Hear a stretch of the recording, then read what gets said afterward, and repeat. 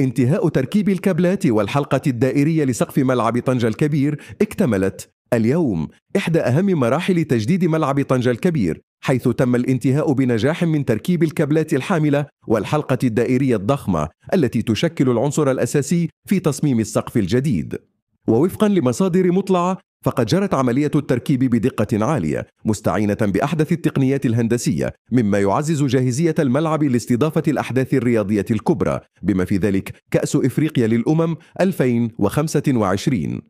ويعتبر هذا الإنجاز خطوة رئيسية في المشروع الطموح لتحديث الملعب، حيث ستستكمل قريبا باقي اللمسات النهائية المتعلقة بالتغطية والإضاءة الحديثة، مما سيمنح طنجة أحد أكثر الملاعب تطورا في القارة الإفريقية. ومن المنتظر أن يشهد الملعب اختبارات تقنية خلال الأيام المقبلة لضمان متانة الهيكل واستعداده لاستقبال الجماهير في أجواء استثنائية.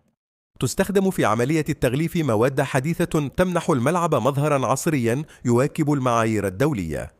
يتوقع أن تستمر أعمال التغليف لعدة أسابيع مع تقدم ملحوظ في تركيب أعمدة السقف العملاقة وربطها بالكابلات المخصصة لرفع السقف إلى موضعه النهائي.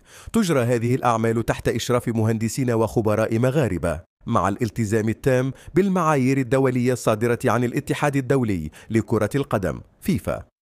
يهدف المشروع إلى تعزيز مكانة الملعب كمعلمة رياضية قادرة على استضافة أكبر الفعاليات الرياضية الدولية. لمزيد من التفاصيل حول تقدم أعمال تغليف الملعب يمكنك مشاهدة الفيديو التالي.